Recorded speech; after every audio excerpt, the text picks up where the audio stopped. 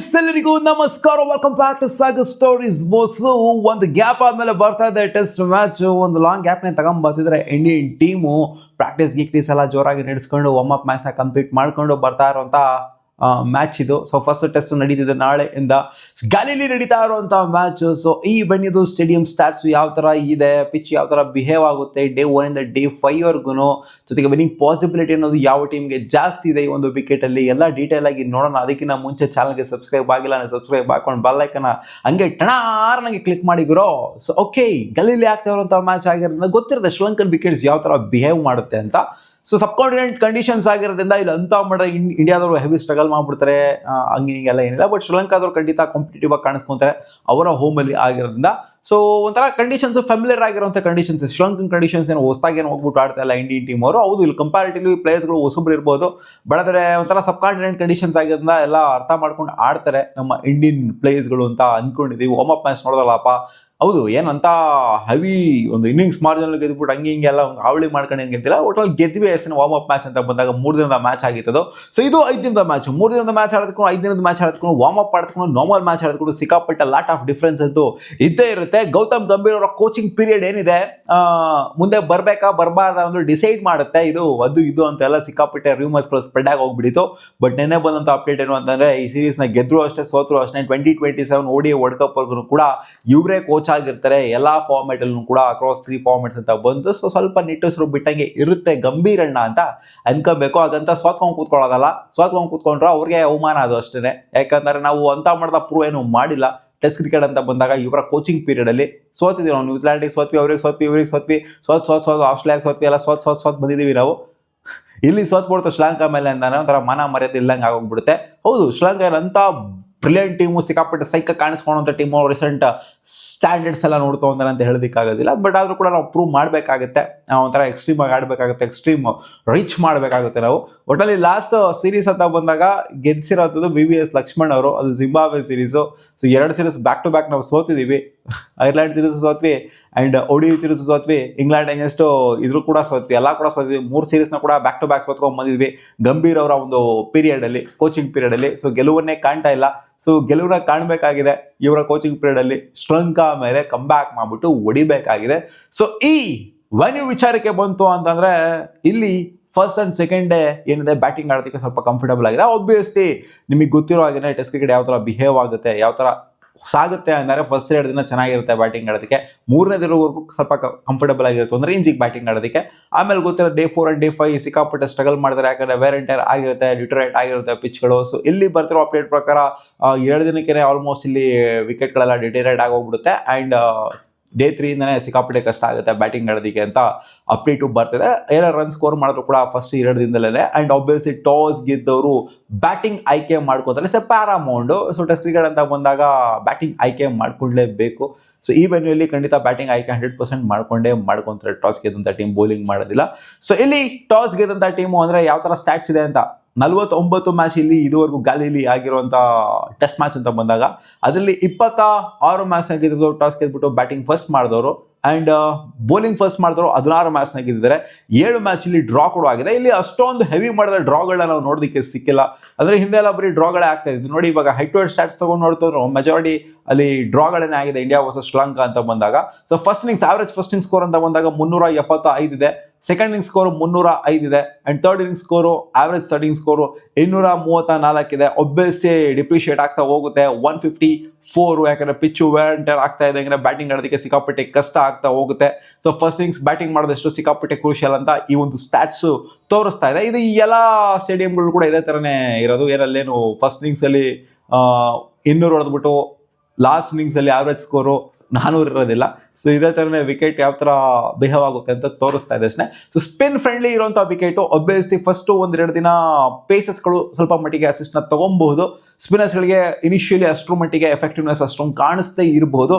But day 2 end ಆಗ್ತಾ ಇರೋಂಥ ಟೈಮ್ಗಿಂದ full ಒಂಥರ ವೇರ್ ಆ್ಯಂಡ್ ಟೈರ್ ಜಾಸ್ತಿ ಆಗ್ತಾ ಇದ್ದಾರೆ, ರಫ್ನೆಸ್ ಕ್ರಿಯೇಟ್ ಆಗ್ತಾ ಇದ್ದಂಗೆ ಪ್ಲೇಗೆ ಬಂದ್ಬಿಡ್ತಾರೆ ಸ್ಪಿನ್ನರ್ಸು. ಸೊ ಹಾವಳಿ ಜಾಸ್ತಿ ಸ್ಪಿನ್ನರ್ಸ್ದೇ ಇರುತ್ತೆ ಅಂತ ಇದು ಸ್ಟ್ಯಾಟ್ಸ್ ಕಂಪ್ಲೀಟ್ ಆಗಿ ಹೇಳ್ತಾ ಇದೆ. ಸೊ ಹೆಡ್ ಟು ಹೆಡ್ ಅಂತ ಬಂದಾಗ ಇಂಡಿಯಾ ವರ್ಸಸ್ ಶ್ರೀಲಂಕಾ ಆಡಿದೆ 22 ಮ್ಯಾಚು, 46 ಮ್ಯಾಚು. ಅದ್ರಲ್ಲಿ 22 ಮ್ಯಾಚು ಇಂಡಿಯಾ ಗೆಲ್ತು ಅಂದರೆ 7 ಮ್ಯಾಚು ಶ್ರೀಲಂಕಾ ಅವ್ರು ಗೆದ್ದಿದ್ದಾರೆ. ಆ್ಯಂಡ್ ಡ್ರಾ 17 ಮ್ಯಾಚ್ ಆಗಿದೆ. ಅಂದರೆ ಹಿಂದೆ ಎಲ್ಲ ಬರೀ ಡ್ರಾನೇ ಆಗ್ತಿದ್ದಿದ್ದಲ್ವಾ, ಸೊ ಆ ಥರ ಇದೆ. ಸೊ ಇವಾಗೆಲ್ಲ ಡ್ರಾಗಿ ಅಂದರೆ ಈ ಒಂದು ಮ್ಯಾಚಲ್ಲಿ ಅಂದರೆ ಈ ಸ್ಟೇಡಿಯಮಲ್ಲಿ ಅಷ್ಟು ಮಟ್ಟಿಗೆ ಡ್ರಾ ಮ್ಯಾಚಸ್ಗಳನ್ನ ನೋಡೋದಕ್ಕೆ ಸಿಕ್ಕಿಲ್ಲ. ನೋಡಿ, ಇಂಡಿಯಾ ವರ್ಸಸ್ ಶ್ರೀಲಂಕಾ 46 ಮ್ಯಾಚ್ ಆಡಿದರೆ 17 ಮ್ಯಾಚಲ್ಲಿ ಡ್ರಾ ಆಗಿದೆ ಅಂತಂದರೆ, ಸೊ ಮೆಜಾರಿಟಿ ಮ್ಯಾಚಲ್ಲಿ ಡ್ರಾ ಆಗಿದೆ. 27 ಇಂಡಿಯಾ ಆಗಿದ್ರೆ 17 ಡ್ರಾನೇ ಆಗಿದೆ. ಶ್ರೀಲಂಕಾ ಗೆಲ್ಲಕ್ಕಿಂತ ಡ್ರಾನೇ 17. ಸೊ ತೋರಿಸ್ತಾ ಇದೆ ಸ್ಟ್ಯಾಟ್ಸ್ ಯಾವ ಥರ ಇದೆ ಅಂತ ಇಂಡಿಯಾ ವರ್ಸಸ್ ಶ್ರೀಲಂಕಾ ಅಂತ ಬಂದಾಗ. ಬಟ್ ವರ್ಲ್ಡ್ ಟೆಸ್ಟ್ ಚಾಂಪಿಯನ್ಶಿಪ್ ಬಂದಾಗಿಂದ ಡ್ರಾ ಮ್ಯಾಚ್ಗಳಿಗೆ ಅಷ್ಟೊಂದು ಯಾರು ನೋಡೋದಿಲ್ಲ. ವರ್ಸ್ಟ್ ಕೇಸ್ ಸಿನಾರಿಯೋ ಮಾತ್ರ ಇದ್ದಾಗ ಡ್ರಾಗ್ ನೋಡ್ತಾರೆ ಹೊರತು ಬೇಕು ಅಂತ ಡ್ರಾ ಮಾಡ್ಕೊಳ್ಳೋಂಥ ಸಿಚುವೇಶನು ಇವಾಗ ಯಾರಿಗೂ ಕೂಡ ಇಲ್ಲ. ಸೊ ಇಲ್ಲಿ 5 ಮ್ಯಾಚ್ ಆಗಿದೆ ಇಂಡಿಯಾ ವರ್ಸಸ್ ಶ್ರೀಲಂಕಾ ಈ ಸ್ಟೇಡಿಯಂಲ್ಲಿ.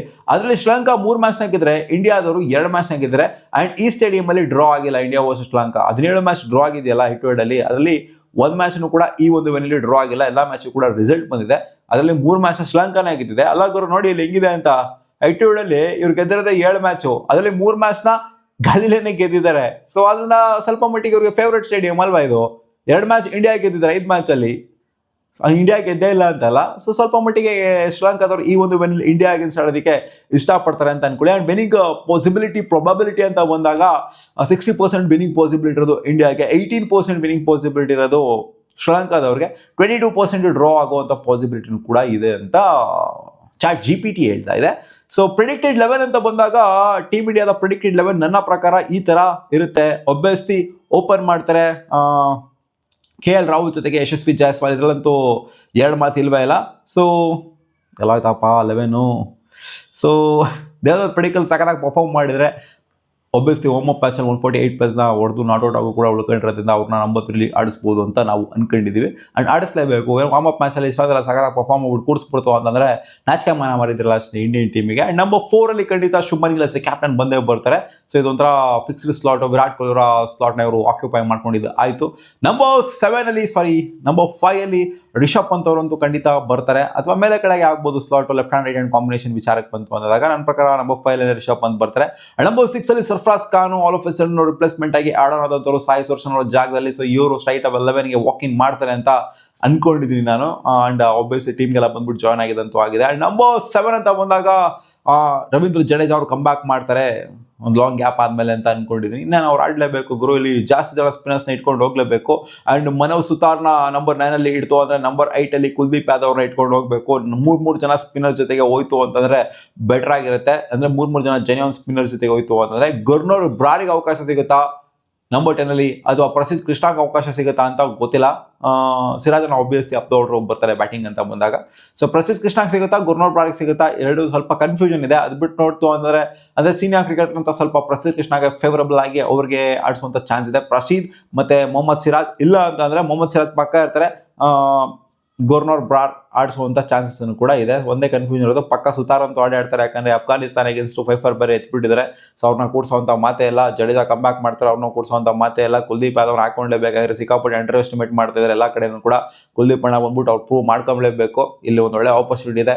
ಕುಲ್ದೀಪ್ ಯಾದವ್ ಬೌನ್ಸ್ ಬ್ಯಾಕ್ ಆಗಲೇಬೇಕು. ಇಲ್ಲಿ ಒಬ್ಬಿಯಸ್ಲಿ ಸರ್ಫರಾಜ್ ಖಾನ್ ಬೌನ್ಸ್ ಬ್ಯಾಕ್ ಆಗಲೇಬೇಕು, ಇಲ್ಲ ಅಂತಂದರೆ ಕಳೆದೋಗ್ಬಿಡ್ತಾರೆ ಅಷ್ಟೇ.